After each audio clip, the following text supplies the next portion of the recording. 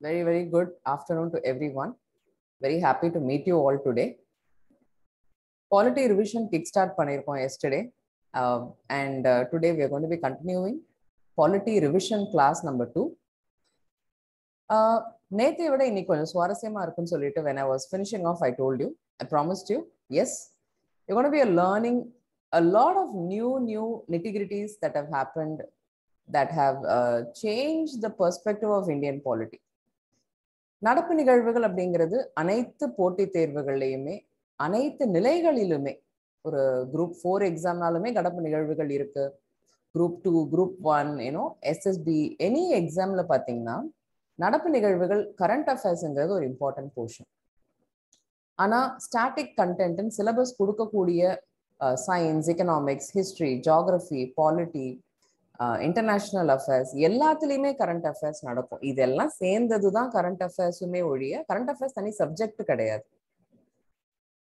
இந்த விஷயத்துல பாலிட்டியில ஒரு கூர்ந்து கவனிக்க வேண்டிய விஷயம் என்னன்னா, கரண்ட் அஃபேர்ஸ் அப்படிங்கிறது இந்திய அரசியலமைப்பு சட்டத்துல மாற்றங்களை கொண்டு வரக்கூடிய ஒண்ணா அப்படிங்கிற ஒரு பார்வை இருக்கு. அந்த மாற்றங்களை அடுத்த வருஷம் நம்ம ஸ்டாட்டிக் காம்பனன்ட்ல படிப்போமா அப்படிங்கிற ஒரு பெர்ஸ்பெக்டிவும் இருக்கு. So this is how you have to look at what's happening around you. என்னுடைய மாணவர்கள் இப்போ நம்ம வகுப்பு எடுக்கும் பொழுது teaching class is one very small part of a teacher's journey, day time journey ideally. So for me taking class morning, இப்போ college போனோம்னா 8:45 we enter class and I come back only by 10. So that's the time I really like set the tone for the day.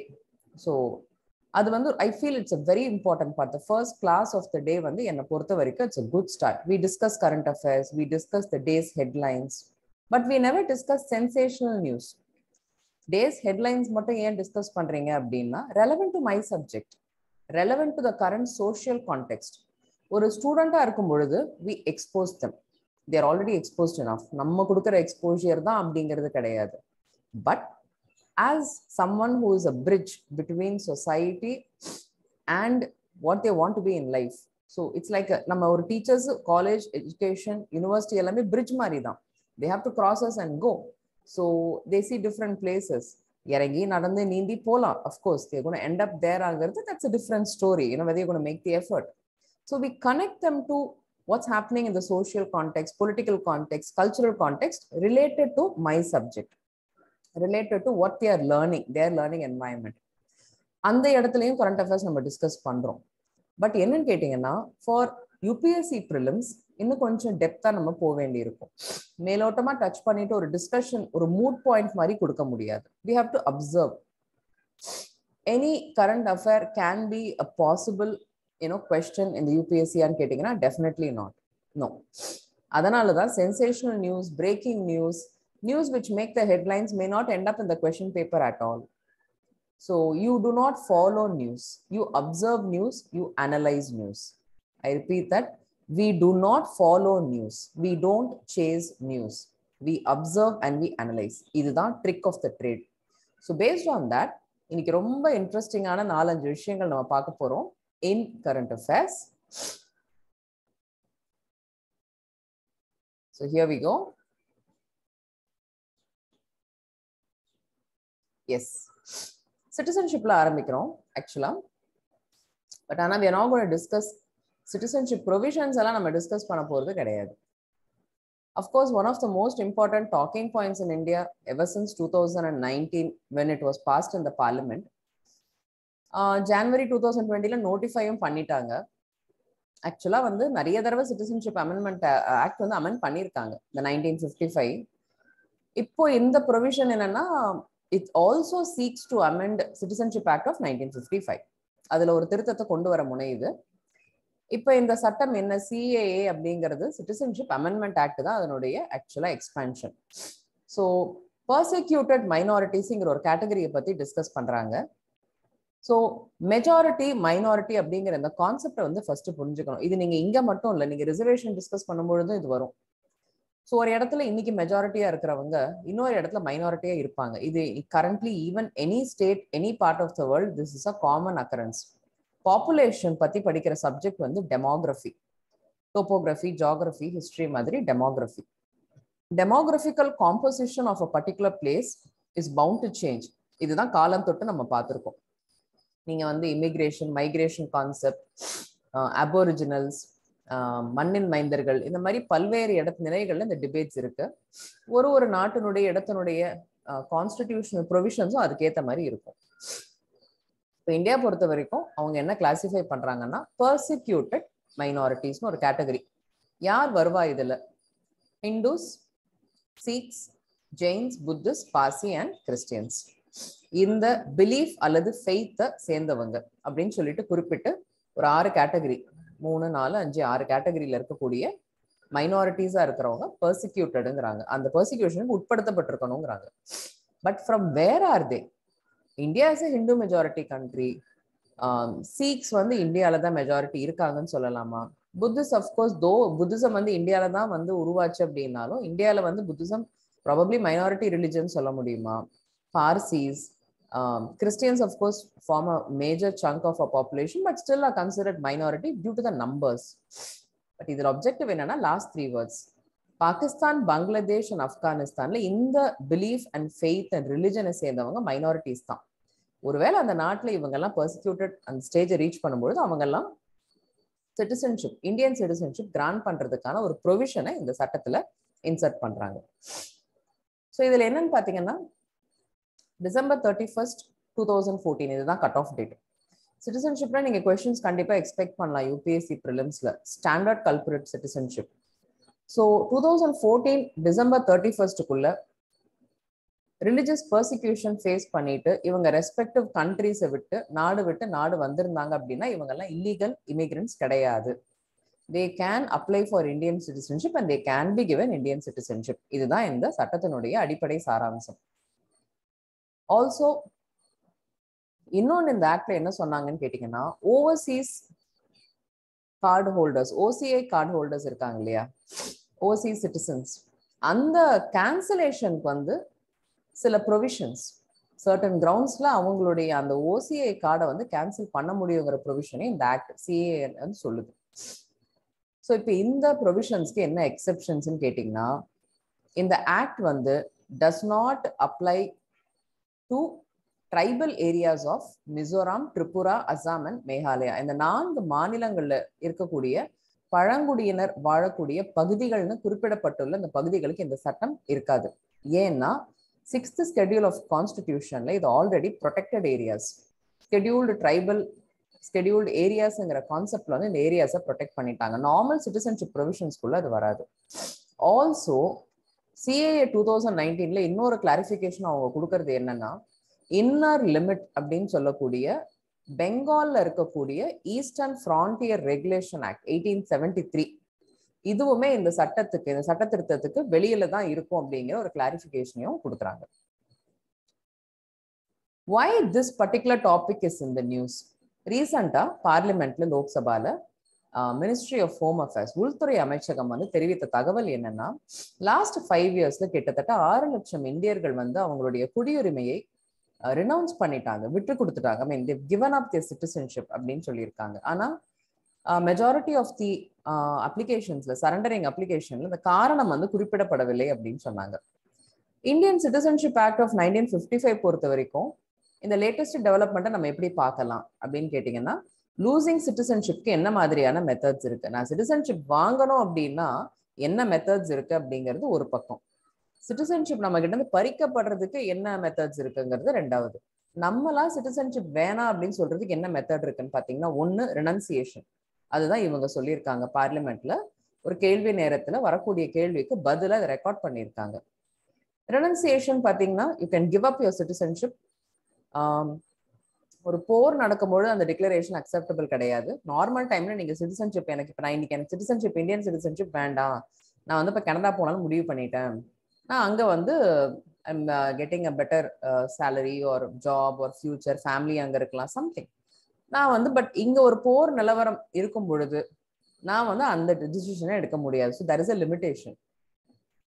Minor children of a person, இப்போ எனக்கு வந்து below 18 children இருக்காங்க, நான் என் சிட்டிசன்ஷிப்பை கொடுத்துட்டேன் அப்படின்னா அவங்களும் தே stand to lose their citizenship. நார்மலா இங்க வந்து அவங்களுக்கு சிட்டிசன்ஷிப் இருந்திருக்கும், they also till major, they won't be able to have their citizenship. However, when they become major, they have a choice, they can apply and they can resume their Indian citizenship. So renunciation ஒரு method. ரெண்டாவது termination. அரசாங்கமா வந்து citizenship பறிக்கலாம்.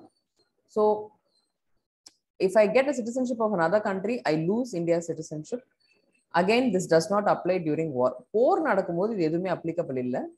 Deprivation எப்படி இழக்க நேரிடும் citizenship-ன்னு கேட்டீங்கன்னா, compulsory termination by government. If you have got your citizenship by fraud, நீங்க வந்து இங்கேயே நம்மெல்லாம் வந்து most of us இந்த கேட்டகரியில நம்ம வந்து பொருந்த மாட்டோம். பட் என்னன்னா, there are people who have applied and got citizenship. அதுல நீங்க ஏதாவது டேட்டா மிஸ்ரெப்ரசன்டேஷன், ஏதாவது ஒரு சம் மிஸ்ரெப்ரசன்டேஷன் பண்ணியிருந்தீங்கன்னா, you can fraud prove ஆயிடுச்சுன்னா you will be deprived of citizenship. கான்ஸ்டிடியூஷனுக்கு டிஸ்லாயலா இருக்கிறது. அதுக்கப்புறம் ஒரு போர் நடக்கும் பொழுதோ, போர் இருக்கக்கூடிய இடம், இந்தியாவில வந்து ஃபுல்லாவே போர் நடக்கும்னு சொல்ல முடியாது. ஏதோ ஒரு இடத்துல நடந்துட்டு இருக்கும் பொழுது நீங்க அன்லாஃபுல்லா ஒரு வர்த்தகம் செய்யறதோ, ஒரு அன்லாஃபுல் கம்யூனிகேஷன் பண்றீங்க அப்படின்னா குடிமகனா இருக்கக்கூடிய தகுதியை நீங்க இழக்கிறீங்க. இல்ல நேச்சுரலைசேஷன் ப்ராசஸ் சிட்டிசன்ஷிப் நீங்க வாங்கி 5 வருஷத்துக்குள்ள சிறை செல்லக்கூடிய ஒரு 2 years ஜெயில் டேர்ம் ஏதோ ஒரு கேஸ்ல எடுத்துட்டீங்கன்னாலும் you will be losing citizenship. இந்த வருடம் இந்த டிஸ்கஷன்ல ஓவர்சீஸ் சிட்டிசன் ஆஃப் இந்தியாங்கிற இந்த கார்டு ஹோல்டர்ஸ் பத்தி பார்ப்போம். ஃபர்ஸ்ட் ஓசிஐ கார்டு ஹோல்டர்ஸ்னா என்னன்னு பார்ப்போம். இது வந்து நிறைய நியூஸ்ல இருக்கு. இப்போ ஓட்டிங் ரைட்ஸ் பத்தி எல்லாம் நிறைய டிஸ்கஷன் போயிட்டு இருக்கு. Before 2024 election we may see some changes in this space. கண்டிப்பா. So who are OCI card holders? இந்த OCI ஸ்கீம் வந்து ஆக்சுவலா 2005ல இன்ட்ரடியூஸ் பண்ணாங்க. ஸோ அப்போ ஒரு அமெண்ட்மெண்ட், சிட்டிசன்ஷிப் ஆக்ட் ஆஃப் 1955ல ஒரு அமெண்ட்மெண்ட் கொண்டு வந்து இன்ட்ரடியூஸ் பண்ணாங்க. ஜனவரி 9, 2015 வந்து இந்திய அரசாங்கம் ஒரு மாற்றத்தை கொண்டு வந்தாங்க. பர்சன் ஆஃப் இந்தியன் ஒரிஜின் ஒரு கார்டு ஹோல்டர் இருந்தாங்க. அந்த பிஐஓ கார்டு ஹோல்டர் ஸ்கீமையும் ஓசிஐ கார்டோட மர்ஜ் பண்ணிட்டாங்க. ஸோ இப்போ யார் எலிஜிபிள் இந்த கார்டுக்குன்னு கேட்டிங்கன்னா, ஒரு கேட்டகரி ஆஃப் பீப்புள் வந்து you can apply, foreign nationals வந்து you can apply for OCI card. Government of India அந்த கேட்டகரியை கொடுக்குறாங்க. இதில் எக்ஸப்ஷன்ஸ் என்ன, யாரெல்லாம் இந்த கார்டுக்கு அப்ளை பண்ண முடியாதுன்னு கேட்டிங்கன்னா, if I am holding a passport of another country, I cannot, anyone who's applying, I should be holding a passport of another country. First thing. இன்னொன்று, individuals who do not have citizenship, வேற நாட்டினுடைய குடியுரிமை இல்லாத ஒரு நபர் வந்து they are not eligible for OCA. So 2 விஷயம். First, நான் வந்து வேற ஒரு நாட்டில் தான் இருக்கேன், இந்தியாலே நான் இல்லை, இதுதான் நீங்கள் கிளாரிஃபை பண்ணிக்கணும். ஸோ இந்த ஓசிஐ கார்டு ஹோல்டர்ஸ்னா definitely they are not at all in India. இன்னொரு நாட்டில் அந்த நாட்டினுடைய பாஸ்போர்ட்டை வந்து ஹோல்ட் பண்ணுறவங்க, அப்படி அந்த நாட்டினுடைய குடியுரிமை இல்லாத ஒரு நபர் வந்து ஓசிஐ கார்டுக்கு அப்ளை பண்ண முடியாது. இதுதான் ஃபர்ஸ்ட் கிளாரிட்டி. அதுக்கப்புறம் பார்த்தீங்கன்னா, பேரண்ட்ஸ் வந்து, என்னுடைய பேரண்ட்ஸ் ஒருவேளை பாகிஸ்தானியா இருக்காங்க, they hold citizenship of Bangladesh or Pakistan அப்படின்னா, நான் வந்து ஓசிஐ கார்டை, நான் ஒருவேளை இன்னொரு நாட்டோட பாஸ்போர்ட்டும் வச்சிருக்கலாம், நான் வந்து இன்னொரு நாட்டினுடைய சிட்டிசனாகவும் இருக்கலாம். ஆனால் if my parents come from, parents or grandparents come from Pakistan and Bangladesh, I am not eligible to apply. இந்த கார்டில் என்ன பெனிஃபிட்ஸ், இதுதான் main. Lifelong visit to India multiple times. ஒருவேளை நீங்கள் ரிசர்ச் ஒர்க் பண்ணணும்னா மட்டும்தான் ஸ்பெஷல் பர்மிஷன் வேணும். But you get a lifelong visa. இப்போ நான் ட்ராவல் பண்ணக்கூடிய வாய்ப்புகள் எனக்குலாம் அமைஞ்சிருந்தது for education purposes to several countries. நீங்கள் ஒரு கண்ட்ரிக்கு போகணும் அப்படின்னா அதுக்கான ஃபார்மாலிட்டிஸ், அதுக்கான விசா அப்ளிகேஷன், டிக்கெட் எடுத்தால் மட்டும் போதாது. You need to get permission to visit another country. நீங்கள் எதுக்காக போறீங்க, எத்தனை நாள் போறீங்க. ஐ ஸ்டில் ரிமெம்பர் வென் 2013ல I was selected for a fellowship in China, ஒரு வீக் லாங் ஒர்க் ஷாப். கரெக்டாக நான் என்ன டிக்கெட் போட்டிருந்தேனோ, return date and Chennai to Beijing, so and return Beijing to Chennai, கரெக்டாக அந்த ஒரு 7 daysக்கு மட்டும் தான் எனக்கு வீசாவே இருக்கு. So even if my flight was delayed, I will have to apply for a visa. And the visa procedure was so lengthy, Chinese visa appa vaangiradhukku. It was a purely academic exercise that to someone in US is organizing, and I am just been selected from India. I was the only one selected from India from my subject. Correct 7 days. And the original letter US la inda post vara vechu, and the letter visa application oda inge inda Delhi office ku postal la anupichu. They couldn't even accept an email scanned copy. அப்பெல்லாம் இந்த அளவுக்கு scanning கான்செப்ட்லாம் ரொம்ப கிடையாது 2013ல. So இதுக்கப்புறம் அந்த கரெக்டாக 7 days தான். I still have that volt passport which gives that details. So அந்த மாதிரி விசாங்கிறது ஒரு நாட்டை நம்ம விசிட் பண்ணணும்னா கொடுக்கக்கூடிய ஒரு விஷயம். இந்த ஓசிஐ கார்டு ஹோல்டர்ஸ்க்கு இந்த விசா வந்து பெரிய அட்வான்டேஜ். செகண்ட், நீங்க வந்து ரெஜிஸ்டர் பண்ண வேண்டாம். நீங்க இந்தியாவில் 1 மாசம் இருக்கீங்களா, 5 மாசம் இருக்கலாம், திருப்பி உங்களுடைய நாட்டுக்கு நீங்க போக வேண்டி இருக்கும். ஏன் ஓசிஐ கார்டு ஹோல்டர்ஸ்னா they're already holding another passport. First நம்ம பார்த்துட்டோம். ஸோ நார்மலா என்னன்னா ஒரு ஆஃபீஸ் இருக்கும், ஃபாரினர்ஸ்க்கு ஒரு ரெஜிஸ்ட்ரேஷன் ஆஃபீஸ் இருக்கு, FRRO, ஆர் அந்த ஆஃபீஸ்ல இருக்கக்கூடிய officer FRO, foreigners registration officer, foreigners regional registration officer. இங்க நீங்க போயிட்டு ரெஜிஸ்டர் பண்ண வேண்டிய கட்டாயம் இருக்கும் during your length of stay. அது வந்து ஓசிஏ கார்டு ஹோல்டர்ஸ்க்கு கிடையாது. ஸோ பெரிய ஒரு ரிலீஃப் அது. இன்னொன்னு பாத்தீங்கன்னா, ஒரு அக்ரிகல்ச்சரல் லேண்டை தவிர்த்து நீங்க என்ஆர்ஐஸ்க்கு இருக்கக்கூடிய மற்ற எஜுகேஷனல், ஃபைனான்சியல், எக்கனாமிக்கல் ஃபெசிலிட்டிஸ் வந்து ஓசிஏ கார்டு ஹோல்டர்ஸ்க்கும் கொடுக்குறாங்க. Same treatment of NRIs with respect to adoption of children. So நீங்க குழந்தைங்களை அடாப்ட் பண்ணணும்னா ஒரு என்ஆர்ஐஸ்க்கு என்ன ட்ரீட்மெண்ட் அது ஓசிஏ கார்டு ஹோல்டர்ஸ்க்கு கொடுக்குறாங்க. இப்போ நீங்க குழந்தை இல்லை, எனக்கு as a couple I married, நான் வந்து ஓசிஏல வேற ஒரு நாட்டில் செட்டில் ஆயிட்டேன், but I'm OCA card holder, நான் ஒரு குழந்தைய தத்தெடுக்கணும்னா என்னால முடியுமா அப்படின்னு கேட்டீங்கன்னா, because I am not an Indian citizen as such. So நான் இந்த கண்ட்ரிலையும் நான் இல்லைன்னு வச்சுக்கோங்க, இந்த ஓசிஏ கார்டு ஹோல்டர் ஸ்டேட்டஸ் மட்டும்தான் இருக்குன்னா, அப்போ இந்த கேட்டகரியில என்ஆர்ஐஸ்க்கு என்ன கொடுக்குறாங்களோ, நான் ரெசிடென்ட் இந்தியன் சொல்லக்கூடிய அவங்களுக்கு இருக்கிற ப்ரொவிஷன்ஸ் உங்களுக்கும் உண்டு. அதே மாதிரி என்ட்ரி ஃபீஸ், நம்ம ஒரு ப்ரொஃபஷனல்ஸை பார்க்க போறோம், நர்சஸ், அட்வொகேட்ஸ், யாரை பார்த்தாலும் கன்சல்டேஷன் ஃபீஸ் நம்ம கொடுப்போம். ஒரு மியூசியம் போறீங்க, அங்கே என்ன ஃபீஸோ அது கொடுப்போம். நார்மலாக இப்போ நீங்கள் வந்து வெளிநாட்டுக்கெல்லாம் போனீங்கன்னா, இல்லை ஒரு மியூசியம்க்கு போனீங்கன்னாவே ஃபாரினர்ஸ்க்கு தனி ஃபீஸ் இருக்கும், இந்தியன்ஸ்க்கு தனி ஃபீஸ் இருக்கும். அது வந்து டாலர்ஸ்லேயோ அமெரிக்கன் டாலர்ஸ்லேயோ ஒரு காமன் கரன்சியில் போட்டிருப்பான். நமக்கெல்லாம் கம்பேரிட்டிவ்லி ரொம்ப சப்சிடைஸ்டாக, ஒரு ரொம்ப மிகவும் குறைக்கப்பட்ட மானிய விலையில் ஒரு என்ட்ரி ஃபீஸ் இருக்கும். இதே ஓசிஏ கார்டு ஹோல்டருக்கும் அதே ஃபீஸ் ஃபெசிலிட்டிஸை நம்ம எக்ஸ்டெண்ட் பண்ணுறோம். they can participate in all India pre-medical test, அதெல்லாம் உங்களுக்கு allowed, and they are treated on par with Indian citizens in terms of airlines. OCI booklet they can be used as identification for services. So இந்த மாதிரி ஒரு affidavit கொடுக்கிறதுக்கு, ஒரு residential அட்ரஸ்க்கு proof கொடுக்கிறதுக்கு கூட அந்த OCI booklet அவங்க யூஸ் பண்ணலாம். என்ன ரெஸ்ட்ரிக்ஷன்ஸ் இவங்களுக்கு இருக்கு அப்படின்னு பார்த்தீங்கன்னா, ரைட் டு ஓட், முக்கியமா வாக்களிக்கும் உரிமை இல்லை, பப்ளிக் சர்வீஸ் அவங்க என்டர் பண்ண முடியாது. அதே மாதிரி இந்த நாட்டினுடைய உயரிய பதவிகளான prime minister, president, vice president, judge of supreme court, ஹைகோர்ட்டா அவங்களால ஆக முடியாது, member of parliament, member of legislative assembly of council, and they cannot own agriculture property. நீங்க இன்னைக்கு இப்போ லெக்சர் பார்த்துட்டு இருக்கீங்கன்னா, இந்த செக்ஷன்ல ஓசிஏ கார்டு ஹோல்டர்ஸ் பத்தி நம்ம டிஸ்கஸ் பண்றதுல இந்த பாயிண்ட்ஸ் தான் நீங்க மெயினா நோட் பண்ணிக்கணும். சிட்டிசன்ஷிப் ரிலேட்டடா அடுத்து நம்ம பார்க்க போற இன்னொரு பெர்ஸ்பெக்டிவ், இந்த வருஷம் இந்த நியூஸ்ல இருந்தது. வை இட் வாஸ் இந்த நியூஸ்ன்னு கேட்டீங்கன்னா, சிஏஏ ரிலேட்டட் தான் இதுவுமே ஆக்சுவலா. ஸோ நேஷனல் பாப்புலேஷன் ரெஜிஸ்டர்னா என்னன்னு பார்த்தீங்கன்னா, ஒரு அட்டண்டன்ஸ், ஒரு ஸ்கூல் ஸ்டூடெண்ட்ஸ், ஒரு காலேஜ் ஸ்டூடெண்ட்ஸ், ஒரு ஆஃபீஸ் போகிறோம், எல்லா இடத்துலையுமே அட்டண்டன்ஸ் ரெஜிஸ்டர் இருக்கும், ஒரு ரோல் நம்பர் நம்ம கொடுத்துருவாங்க, ஒரு சம் கைண்ட் ஆஃப் ஐடென்டிஃபிகேஷன் கொடுத்துருவாங்க. அதே கான்செப்ட் தான் national population register. So it is usually a register prepared at the village level, sub town level prepare பண்ணுவாங்க.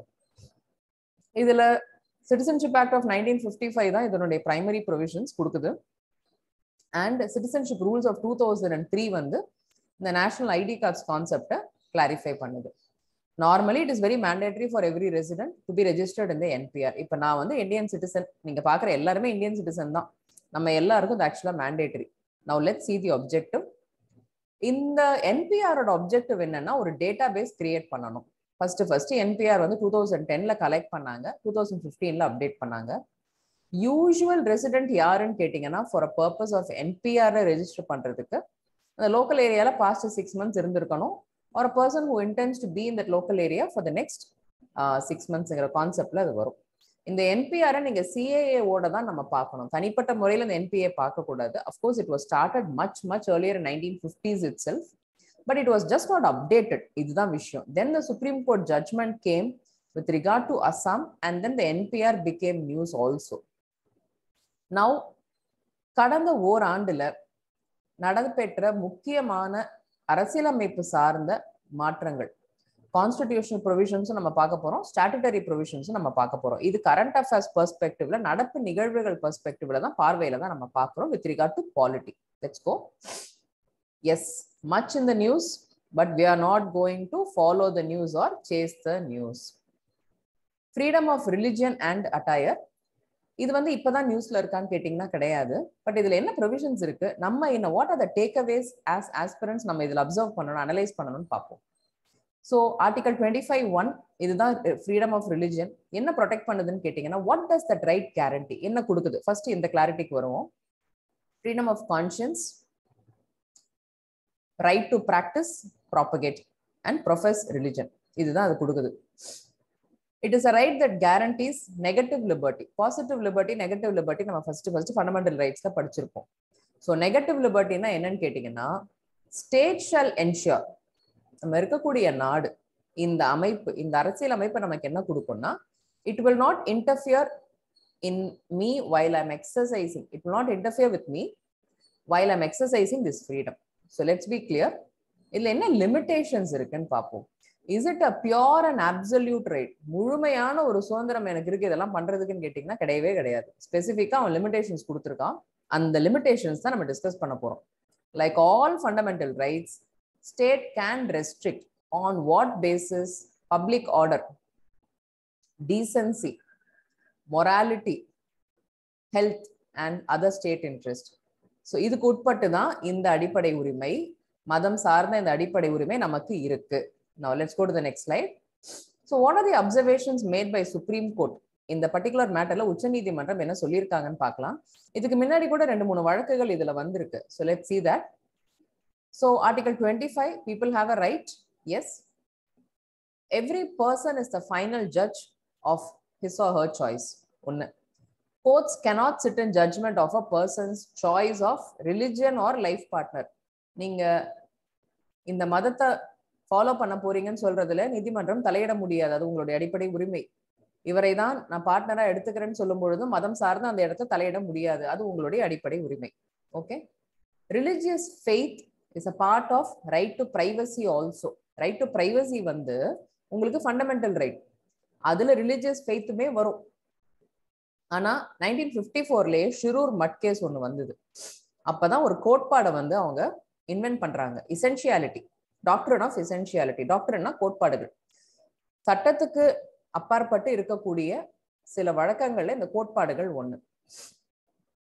கோர்ட் என்ன சொல்லுது அப்படின்னா, ரிலிஜன் அப்படின்னா என்னன்னா அதுல வரக்கூடிய ரிச்சுவல்ஸ், பிராக்டிசஸ், ஒரு மதத்துக்கு அடிப்படையான விஷயங்கள் அப்படின்னு சொல்லக்கூடிய ரிச்சுவல்ஸும் பிராக்டிசஸும் அதுக்குள்ள வரும் அப்படிங்கிற ஒரு விஷயம் சொல்றாங்க. அதாவது இந்த ரிலிஜனுக்கு இது ரொம்ப எசென்ஷியல், இது ரொம்ப அடிப்படை, அந்த மதத்தினுடைய அடையாளமா இருக்கு, அந்த மதத்தை வந்து பிராக்டிஸ் பண்ண. மதம் அப்படின்னு நான் ஹிந்துன்னு சொல்லும் பொழுது, நான் கிறிஸ்டியன், நான் புத்திஸ்ட் அப்படின்னு சொல்லும்போது, இப்போ புத்த பூர்ணிமா ரீசெண்டா வந்தது 16ஆம் தேதி, world over it was celebrate. நமக்கெல்லாம் அது வைகாசி பௌர்ணமி இங்க தமிழ்நாட்டுல இருக்கீங்கன்னா. இப்ப நீங்க நார்த் போனீங்கன்னா புத்த பூர்ணிமா, நீங்க சவுத் ஈஸ்ட் ஏஷியா போனீங்கன்னா ராஜராஜ சோழன் ரூட் சொல்லுவாங்க. It's grandly celebrated, national festival அந்த புத்த பூர்ணிமா. அது 2566வது புத்த பௌர்ணிமான்னு சொல்லுவாங்க. ஸ்ரீலங்கால அந்த national festival. So lot of packets நீங்க அதை பார்க்கலாம். அது essential to the practice of புத்திசமான்னு கேட்டீங்கன்னா ஆமா, அதுதான் டாக்டரின் ஆஃப் எசென்ஷியாலிட்டி. இப்ப நமக்கு அது பௌர்ணமி, ஆமா பௌர்ணமி, வைகாசி பௌர்ணமி மிகவும் சிறப்பான பௌர்ணமி, ஒரு சிறப்பான நாள். இதுதான் வேரியன்ஸ். ஓகேவா? இதுதான் சுப்ரீம் கோர்ட் சொல்றாங்க. ஸோ சுப்ரீம் கோர்ட் வந்து அவங்க responsibility of deciding and essential and non essential practice of ரிலிஜனை அவங்க மேல எடுத்துக்கிட்டாங்க. ஸோ அது that lies with supreme court. Constitution வந்து ஃப்ரீடம் தான் சொல்லிட்டான். இந்த டிஃபரன்ஸை நீங்க புரிஞ்சுக்கணும். பட் எதெல்லாம் அந்த ரிலிஜனுக்கு அடிப்படை, எதெல்லாம் ரிலிஜியஸ் பிராக்டிசஸ்க்கு அடிப்படை இல்லை, you are free to practise, but what is essential, what is not எசென்ஷியல்ங்கிறது இந்த கேஸ்ல இவால்வ் ஆயிடுச்சு. ஸோ இப்போ இந்த ரூலிங் என்னன்னு பார்க்கலாம். 2016 ஒரு வழக்கு, Amna Bint Basheer versus central board CBSE, Kerala ஹைகோர்ட்ல இந்த வழக்கு நடக்குது. கேரளா ஹைகோர்ட் என்ன சொல்றாங்கன்னா, ஹிஜாப் அணிவது வந்து உங்களுடைய எசென்ஷியல் பிராக்டிஸ்ன்னு சொல்றாங்க. பட் பப்ளிக் ஆர்டர்ங்கிற கான்செப்ட்ல வரும்போது சிபிஎஸ்இ பிரிஸ்கிரைப் பண்ற ட்ரெஸ் கோட்ல அது வரல அப்படிங்கிறாங்க. ஓகே. ஸோ சிபிஎஸ்இயோட ட்ரெஸ் கோடையும் அவங்க வந்து குவாஷ் பண்ணல, எசென்ஷியல் பிராக்டிஸ் இல்லைன்னு அவங்க சொல்லல. இட் என்ன சொன்னாங்கன்னா, it rather provided additional safeguards such as examining the students wearing full sleeves when needed. அந்த ப்ரொவிஷனை கொடுத்தாங்க. இதே திருப்பி 2018ல கேரளா ஹைகோர்ட்ல இன்னொரு வழக்கு, Fathima Tasneem versus state of Kerala வழக்குல என்னன்னு பாத்தீங்கன்னா, collective rights of an individual இன்ஸ்டிடியூஷனுக்கு பிரைமசி நாங்க கொடுக்குறோம். ஒரு தனிநபரனுடைய உரிமையை தாண்டி ஒரு ஒட்டுமொத்த அமைப்பினுடைய ஒரு பிரைமசிக்கு நாங்க வந்து முக்கியத்துவம் கொடுக்குறோம் அப்படிங்கிற ஒரு தீர்ப்பை வழங்குறாங்க. இதுலயுமே கிட்டத்தட்ட ஒரு 2 people went to court for wearing headscarf.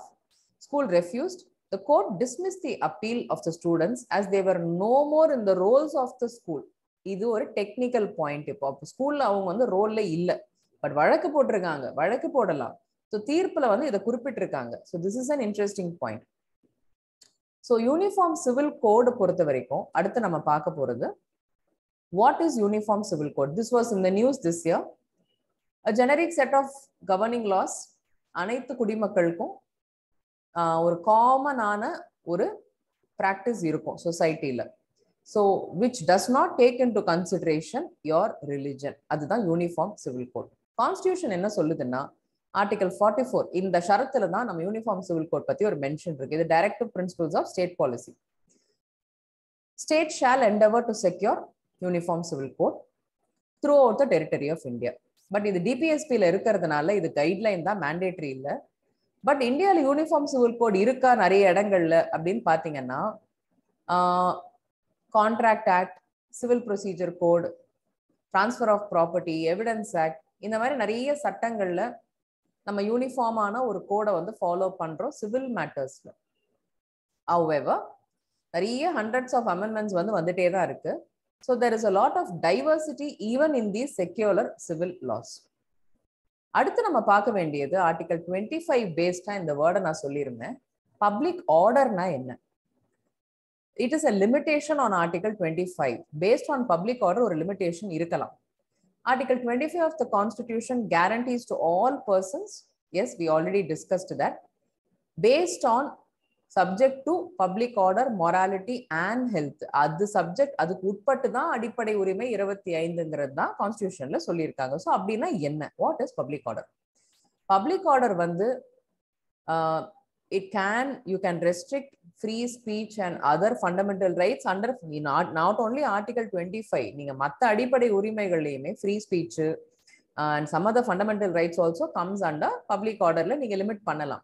So who has the power to say what is public order னு கேட்டிங்கன்னா, according to list 2 of the 7th schedule of the constitution, மாநிலங்கள் கிட்ட தான் அது இருக்கு. ஸோ ஸ்டேட் லிஸ்ட்ல பப்ளிக் ஆர்டர் வந்துடுது, state லிஸ்ட்ல மாநில பட்டியல்ல இது இருக்குங்கிறத நம்ம பார்க்கலாம்.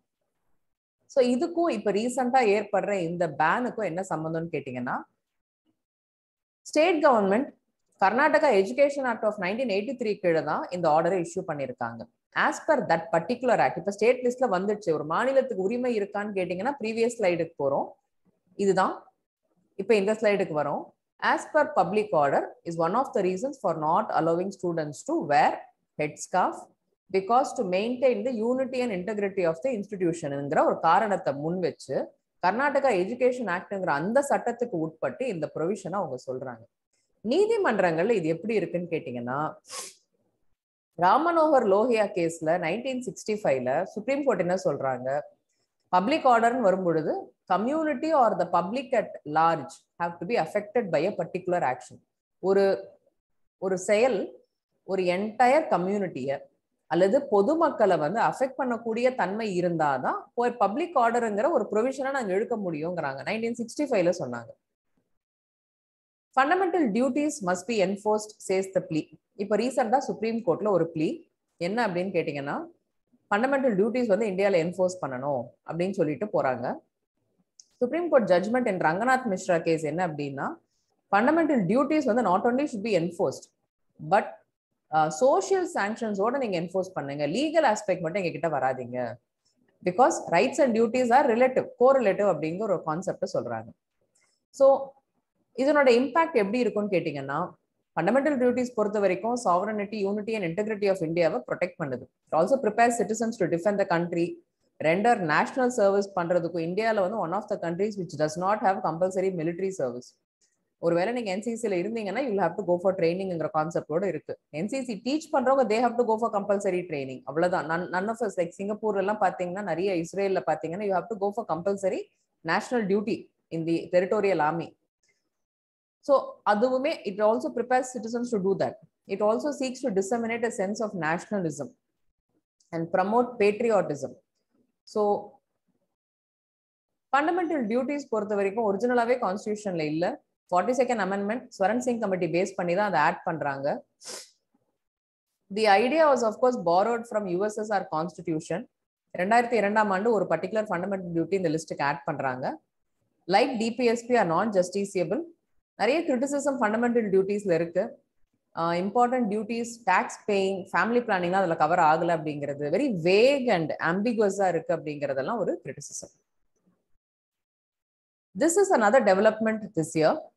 சுப்ரீம் கோர்ட்ல வந்து ஒரு ப்ளீ வந்தது. அந்த ப்ளீயை சுப்ரீம் கோர்ட் ரிஜெக்ட் பண்றாங்க.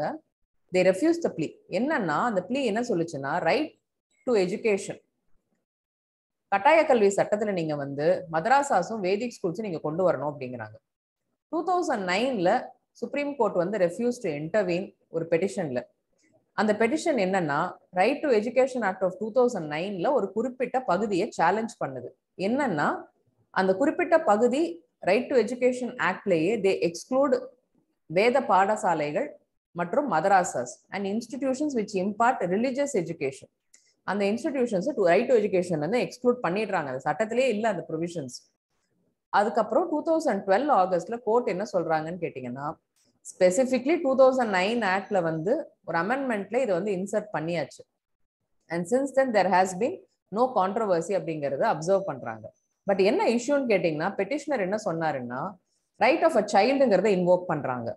You do not restrict the right of that child to free education based on these grounds. ஒரு சைல்டோட social, economic and cultural background வச்சு நீங்க சொல்லக்கூடாதுங்கிற கான்செப்டுக்கு போறாங்க. Section 1 clause 4, section 1 clause 5 of the 2009 RTE act பார்ப்போம். Section 1 clause 5 என்ன சொல்லுதுன்னா, nothing contained in this act shall apply to Madrasas, Vedic Padashalas and minority religious imparting institutions. Section 1 clause 4 என்ன சொல்லுதுன்னு கேட்டீங்கன்னா, subject to the provisions of article 29 and 30 fundamental rights க்கு போகுது. This provision shall apply compulsory and free education கான்செப்டுக்குள்ள relate பண்றாங்க. So article 29 and 30 பொறுத்த வரைக்கும் என்ன சொல்லுதோ மைனாரிட்டி எஜுகேஷன் இன்ஸ்டிடியூஷன்ஸ்க்கு ஃபண்டமெண்டல் ரைட்ஸ்ல அதை தான் நாங்களும் சொல்றோங்கிற கான்செப்டுக்குள்ள செக்ஷன் 1 clause 4 சொல்லிடுது. ஸோ மைனாரிட்டி எஜுகேஷன் இன்ஸ்டிடியூஷன்ஸ் பொறுத்த வரைக்கும் என்ன ஸ்பெஷல் ரைட்ஸ் இந்தியாவில் இருக்குன்னு பார்த்தீங்கன்னா, they enjoy the right of education. In case of properties taken over by state, compensation will be provided to those institutions to establish them elsewhere. Article 15 பொறுத்த வரைக்கும் they are not considered for reservation. RTA Act பொறுத்த வரைக்கும் நீங்க வந்து 25% வந்து economically backward செக்ஷன்ஸ்க்கு admission கொடுக்கணுங்கிறது compulsory கிடையாது. நார்மலா எல்லா ஸ்கூல்ஸ்க்குமே அது உண்டு except these schools. Saint Stephen's and Delhi case 1992ல பாத்தீங்கன்னா 50% சீட்ஸ் நீங்க மைனாரிட்டிஸ்க்கு ரிசர்வ் பண்ணலாம் MEAஸ்க்குன்னு சொல்லிட்டாங்க. 2002ல TMA Pai versus others state of Karnataka கேஸ்ல என்ன சொல்றாங்கன்னு கேட்டீங்கன்னா, செப்பரேட் அட்மிஷன் ப்ராசஸே நீங்க வச்சுக்கலாம் உங்க இன்ஸ்டிடியூஷன்ஸ்க்கு. யாருக்கு? மைனாரிட்டி எஜுகேஷன் இன்ஸ்டிடியூஷன்ஸ்க்கு சொல்றாங்க. They can also have a separate fee structure but cannot charge capitation feesங்கிறத சொல்லிடுறாங்க. ஸோ இந்த ஆண்டு இன்னொரு ஒரு முக்கியமான பாலிட்டியில இருக்கிற டெவலப்மெண்ட் பார்த்தீங்கன்னா 50% ரிசர்வேஷன் கேஸ் வழக்கு. இப்போ actually there is a plea in the supreme court. Indira Sawhney versus union of India 1992ஆம் ஆண்டு வந்த வழக்கு, famously known as Mandal commission case. இது வந்து ஒரு 9 நீதிபதிகள் கொண்ட ஒரு அமர்வு. இவங்க தான் வந்து இடஒதுக்கீடு முறையை பின்பற்றும் பொழுது 50 விழுக்காடுக்கு மிகாமல் நீங்க இடஒதுக்கீடு வழங்கணும். மிச்சம் 50% வந்து அதர் ஓசி கம்யூனிட்டி, அதர் கம்யூனிட்டிஸுக்கு ஓப்பன் காம்படிஷனுக்குன்னு சொல்லி இந்த தீர்ப்பை வழங்குறாங்க. அதே நேரத்துல சுப்ரீம் கோர்ட் என்ன சொல்றாங்கன்னா, 27% கோட்டா ஃபார் பேக்வர்ட் கிளாஸஸ் வந்து ஓகே சொல்லும் பொழுது they also struck down the government notification reserving 10% for economically backward classes. இது ஒரு ஸ்டேஜ்ல இருந்தது. பட் 50% எக்ஸீட் பண்ணக்கூடாதுங்கிற கான்செப்டையும் சொல்றாங்க. கிரீமி லேயர் ஆல்சோ இந்த ஜட்மெண்ட் மூலம் கிரீமி லேயர் கான்செப்டும் வந்து it started coming up. But why 50%? Mandal commission இந்தியாவுடைய பாப்புலேஷன் பேஸ்ட் ஆன் 1931 சென்சஸ் வந்து 52% ஆஃப் பாப்புலேஷன் வந்து இருக்கு அப்படிங்கறத சொல்றாங்க. ஸோ இதுதான் மண்டல் கமிஷனுடைய recommendation. However, the court did not deal with the question of population. அந்த கேப் மட்டும் 50% இருக்கணுங்கிறதுல கோர்ட் வந்து தீவிரமா இருந்தாங்க. இல்ல தமிழ்நாடோட கேஸ் என்னன்னு பாத்தீங்கன்னா, we offer 69% reservation based on our population. நம்ம என்ன சொல்றோம்னா, Tamil Nadu backward classes scheduled caste and scheduled tribes act of 1993 வந்து நம்ம பாஸ் பண்றோம். பாஸ் பண்ணி நம்ம ரிசர்வேஷன் ஆஃப் 69% நம்ம இன்டாக்டா வச்சுக்க ட்ரை பண்றோம். This law 9th schedule of constitutionல இன்சர்ட் பண்ணிட்டாலும் through a constitutional amendment, but every year we have to keep defending it in the courts because we don't have the protection of that Keshavananda Bharati judgment case. அந்த cut off டேட்டுக்குள்ள நம்ம சட்டம் வராது அப்படிங்கிறதுனால நம்ம we have to go and keep arguing, establishing the point that our population is different. நீங்க யார் majority யார் மைனாரிட்டின்னு சொல்றீங்களோ, அந்த 50% கேப் சொல்றீங்களோ, அது அனைத்தையும் உள்ளடக்கிய பார்வையை பார்க்கும் பொழுது, if you apply reservation the way it is given in the Indira Sahani case, it's a disservice to the population dynamics hereங்கிற லாஜிக்ல தான் சொல்றோம். இதுதான் eventually leads to caste census. Are you providing reservation based on numbers? இதுதான் reality. Ultimately என்னன்னு கேட்டீங்கன்னா, the debate of reservation will be put to rest probably if you do a proper caste census, if you have the numbers on hand, if you have the numbers not merely for the entire country. Tamil Nadu, what is the population dynamics for say so many castes which come under the overall classification of broad classification of scheduled caste, scheduled tribe, MBC, backward class and other communities. And you have religion also when you collect data for your caste, your census, your next census. So that may ideally open up the debate from a completely different perspective. இப்போ நீங்க அசாம்ல போனீங்கன்னா இங்க மைனாரிட்டியா இருக்க ஒரு group அங்க மெஜாரிட்டியா இருக்கும். If you go to Rajasthan, a different concept of majority and minority may be there. If you go to Ladakh, the population dynamics will be completely different. So now how are you applying reservationங்கிற question தான் இப்ப நமக்கு எல்லாத்துக்குமே. Whether are you giving enough reservationங்கிறத தாண்டி the society should move towards the idea of who are my numbers, for who am I constituting this reservation? Is it actually reasoning? Am I actually doing service to the population in my state? ஒரு federal setup அப்படின்னு நீங்க பேசுறீங்க. We don't have federalism. We are not a federation அப்படின்னாலும் federalism is part of a basic structure of constitution. இதை நம்ம ஏற்கனவே படிச்சிட்டோம். So that is why this particular case, there is an appeal now, it becomes important. So உங்களுக்கு மெயின்ஸ்லயோ இல்ல பிரிலிம்ஸ்லயோ இந்த question வரதுக்கு வாய்ப்பு இருக்கு. So constitution and reservation பொறுத்த வரைக்கும் here it is 1995 77th constitutional amendment தான் Indira Sawhney verdict. 81st constitutional amendment act 2000 ஆண்டது என்ன பண்ணீங்கன்னா, article 16 clause 4b அது என்ன சொல்லுதுன்னா, unfilled quota SC/ST quota வந்து ஒரு particular year வந்து unfilled இருந்ததுன்னா it should be carried forward to the next year and will be treated separately. It should not be clubbed with the regular vacancies of that year அப்படிங்கறாங்க. அது அடிஷனலா நீங்க add பண்ணுங்கறாங்க. இது ஒரு முக்கியமான change. So to maintain the numbers, otherwise if you don't have adequate numbers and the vacancy வந்து will be by some other communityங்கிற கான்செப்ட்ல it will become a disserviceங்கிற கான்செப்ட்ல அது சொல்றாங்க. 85th constitutional amendment act of 2001, it provided for promotion that can be applied with consequential seniority for a government servant who belongs to SC/ST. இது வந்து ரெட்ரோஸ்பெக்டிவா June 95ல இருந்து நீங்க கொடுக்கலாம் அப்படிங்கிற ஒரு ஜட்ஜ்மெண்ட். 2019 103rd கான்ஸ்டிடியூஷன் அமெண்ட்மெண்ட்ல பொருளாதார ரீதியா பின்தங்கிய வகுப்பினருக்கான ஒரு இடஒதுக்கீடு முறை 10% without disturbing the existing model வந்து கொடுக்கறாங்க. Article 335, it says that claims of SCs and STs can be taken into consideration. எதுக்குன்னு பாத்தீங்கன்னா to maintenance of constitutionally with the maintenance of efficiency of administration while making appointments. இதுதான் constitution and reservation இருக்கக்கூடிய provisions. இன்னைக்கு நம்ம அடுத்து பார்க்க போறது இன்னும் ஒரு 3 points தான் இருக்கு. With that we'll wind up today's lecture. Quota in promotions. ப்ரமோஷன்ஸ்ல கோட்டா இருக்கா, இதுதான் இன்னொரு டிஸ்கஷன். இப்போ சுப்ரீம் கோர்ட் வந்து என்ன சொல்லிட்டாங்கன்னா, சென்ட்ரல் கவர்மெண்டோட ஒரு ப்ளீ, அந்த ப்ளீயை வந்து சுப்ரீம் கோர்ட் வந்து turn down, they've rejected that plea. என்ன ப்ளீன்னு பார்க்கலாம். யூனியன் கவர்மெண்ட் என்ன சொல்றாங்கன்னா collect quantifiable data by central and states. எதுக்குன்னா to determine the representation of people belonging to scheduled caste and scheduled tribes while implementing reservation in promotion. ப்ரமோஷன்ல reservation implement பண்ணணும்னா நீங்க வந்து ஒரு டேட்டா கலெக்ட் பண்ணுங்க.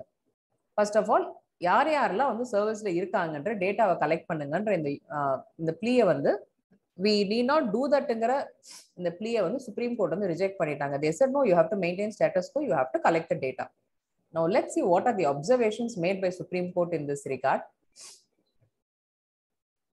So Nagaraj case judgment 2006ஆம் ஆண்டு, Jarnail Singh case of 2018 ரெண்டு கேஸ்லயுமே state is objected to collect quantifiable data. Collection of data வந்து ஒரு கேட்டகரிக்கும் நீங்க பண்ணணும்.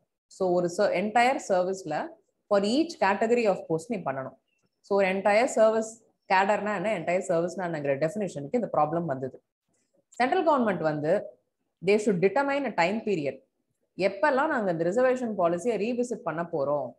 ஸோ இப்போ இருக்கிற டேட்டாவை கலெக்ட் பண்ணாதான் நீங்க வந்து ரீவிசிட் பண்ண முடியும். அதுதான் சுப்ரீம் கோர்ட் சொல்லுது.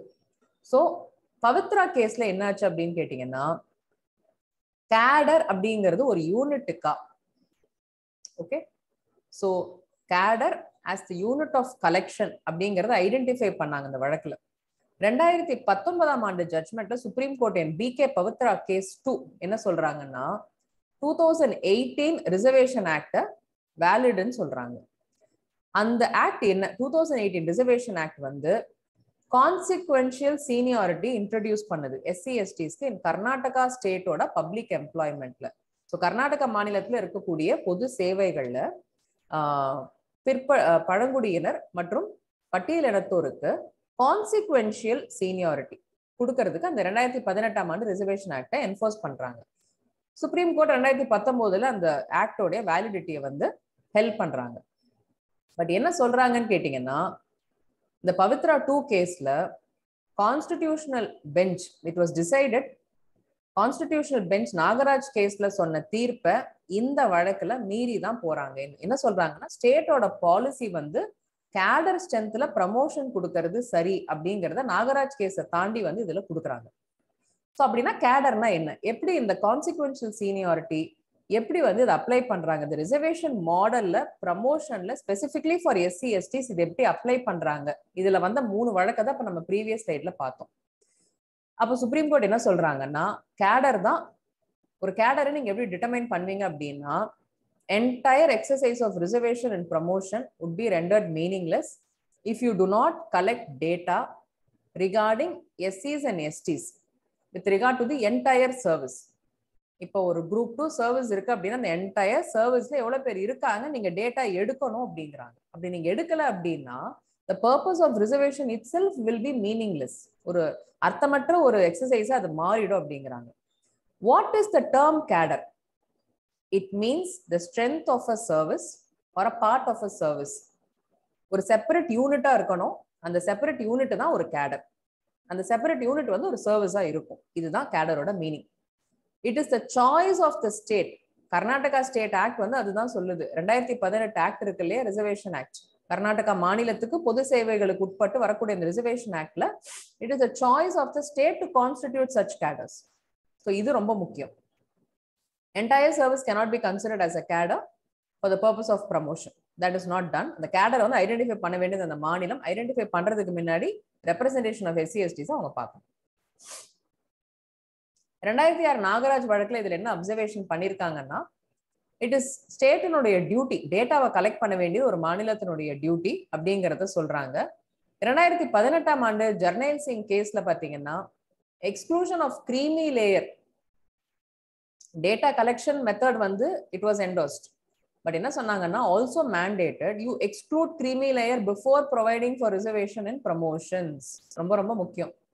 பட் யூனியன் கவர்மெண்ட் வந்து they went for reservation and promotion proportion to the population. RK சபர்வால்னு ஒரு வழக்கு இருந்தது. So it should be left to the centre and states to decide on promotion அப்படிங்கிறது தான் யூனியன் கவர்மெண்டோடைய ஆர்குமெண்ட். கரண்டா கான்ஸ்டிடியூஷன்ல என்ன இதுக்கு ப்ரொவிஷன்ஸ்னா article 16(4) and article 16(4)(a). present scenario, there is a roster system. அந்த roster system base பண்ணி post வந்து fill up பண்றாங்க every cadreல. Roster system is again based on proportionate population of SC/STs. So population base பண்ணி தான் வருது. A position in roster filled for any reserved group வந்து by dividing 100% of that quota. இதுதான் அந்த formula. Constitutional basis for reservation வந்து article 335. Article 335 என்ன சொல்லுதுன்னா, what are the special measures that need to be adopted for considering the claims of SC/STs in order to bring them to a level playing field. ஒரு ப்ரமோஷனுக்கு நீங்க ஒரு பழங்குடியினர், பட்டியலினத்தோர்னு the marginalized and completely left out groups நீங்க எப்படி ஒரு level playing ஃபீல்டுக்கு கொண்டு வரணுங்கிறதுக்காக தான் இந்த அடிப்படை ஆர்குமெண்டே. அதுல ப்ரமோஷன்ஸ் வந்து ரொம்ப ரொம்ப ஒரு முக்கியம். நீங்க வேலை கொடுக்கறதுக்கு ரிசர்வேஷன் கொடுத்தா மட்டும் பத்தாது. How do they grow?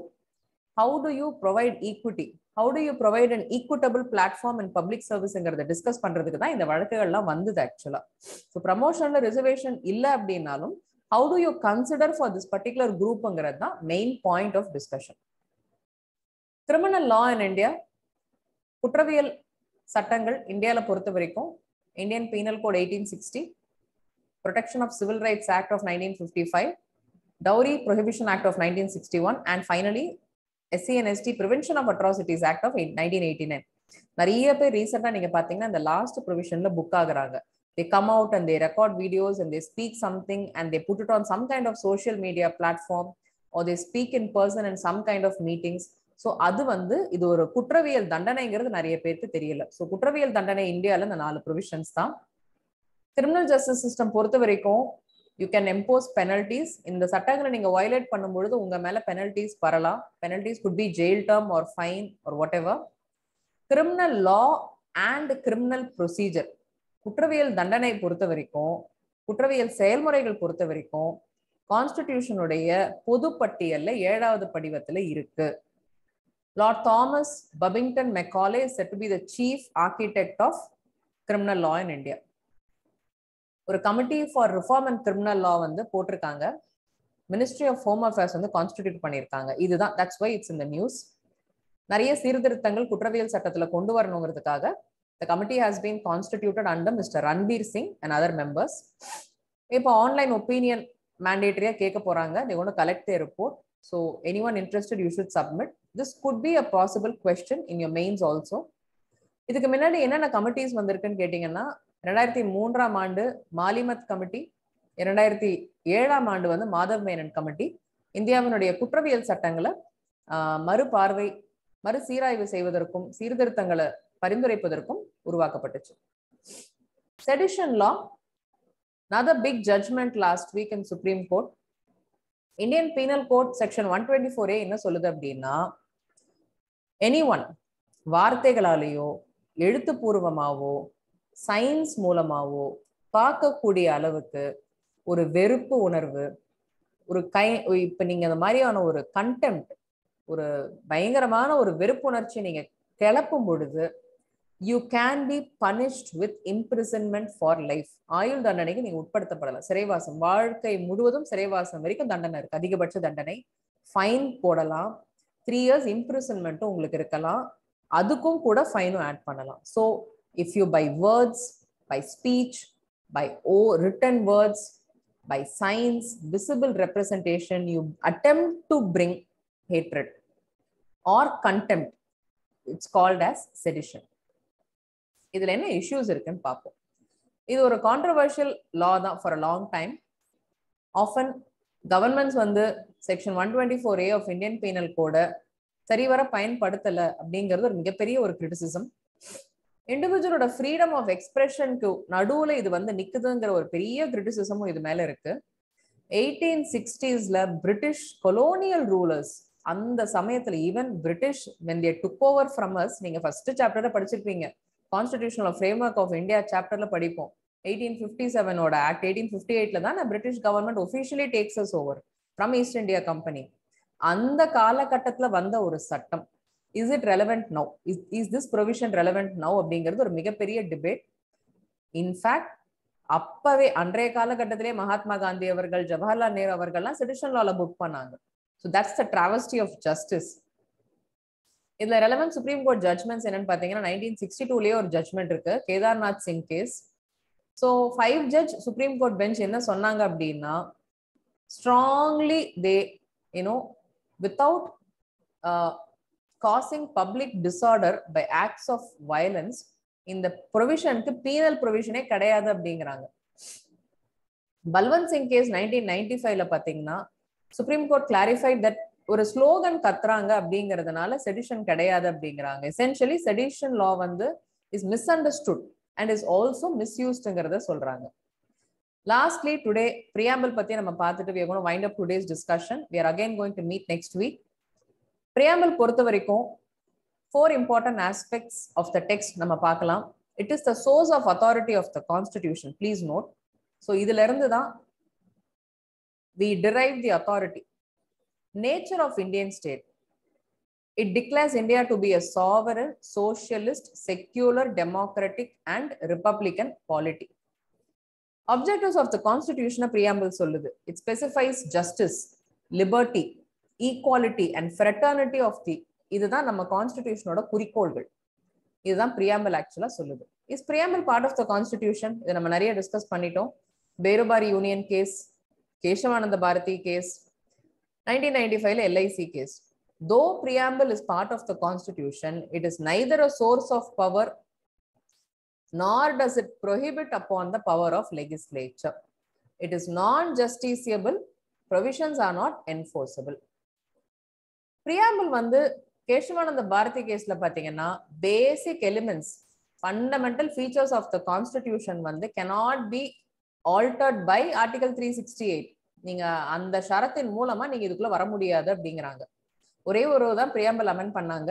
In fact, to add 3 words, socialist, secular and integrity add பண்றதுக்கு தான் amend பண்ணாங்க. So dear friends and aspirants, as we are rushing forward to June 5th, before that we have May 21st tomorrow. I wish you all the very best for tomorrow's exams. Do well, have a great experience on Saturday.